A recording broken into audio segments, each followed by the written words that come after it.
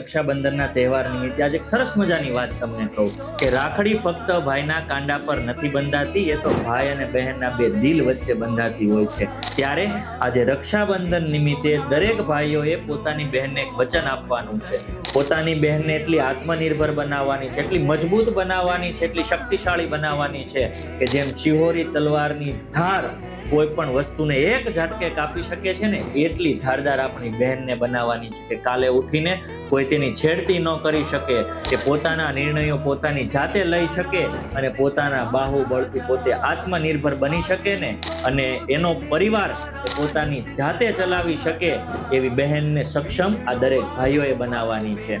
રાખડી તો એક દોરો છે, પણ એ દોરાની પાછળ રહેલો છે એક અદ્ભુત પ્રેમ, એ દોરાની પાછળ રહેલી છે બાળપણની ભાઈ અને બહેનની યાદો। ત્યારે ભાઈઓએ બહેનને વચન આપવાનું છે કે તારા દરેક નિર્ણયની અંદર હું આવીને ઊભો રહી, અને દરેક બહેનોએ પોતાના ભાઈઓને વચન આપવાનું છે કે સમય ગમે તેટલો બદલાય, સમય ગમે તેટલો બદલાય, પણ મારો જે તારા પ્રત્યેનો પ્રેમ છે ને એ ક્યારેય ઓછો નહીં થાય। આવો ભાતૃભાવનો સરસ મજાનો તહેવાર એટલે રક્ષાબંધન।